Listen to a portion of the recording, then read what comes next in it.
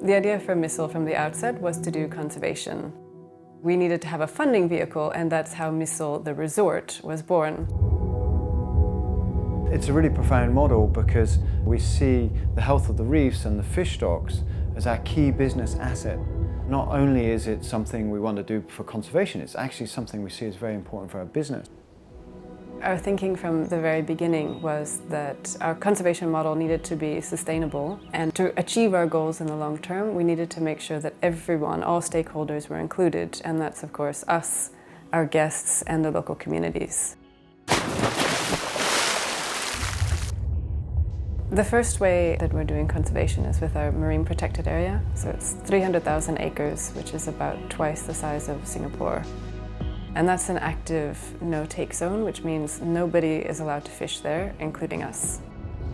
That's an amazing boon for our guests who get to see the world's richest reefs in a pristine state.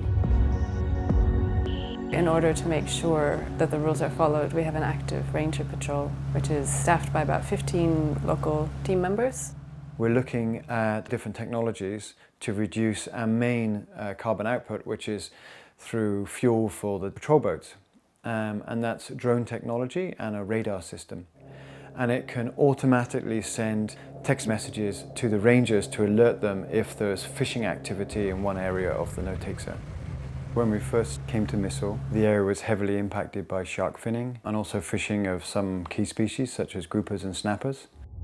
Once there was a decrease in the fishing, we saw lots of those fish stocks come back. On average, the fish biomass inside our no-take zone had increased by 250%, and on some dive sites, as much as 600%.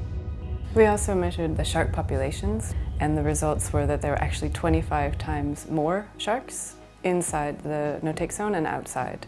That's a great success, but also the fish don't know about the boundaries to the no-take zone, and they swim outside of the no-take zone, which means for the local community, their catch is also much better.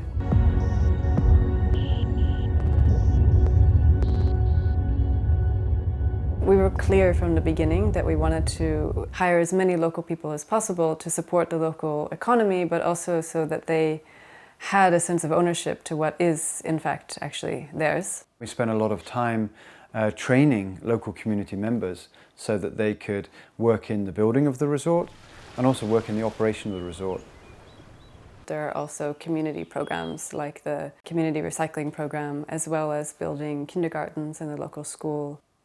The model we've created at Misool can be replicated, and not only for high-end resorts. I think it's critical to have community involvement right from the very beginning, and it's so important to listen to the community's needs.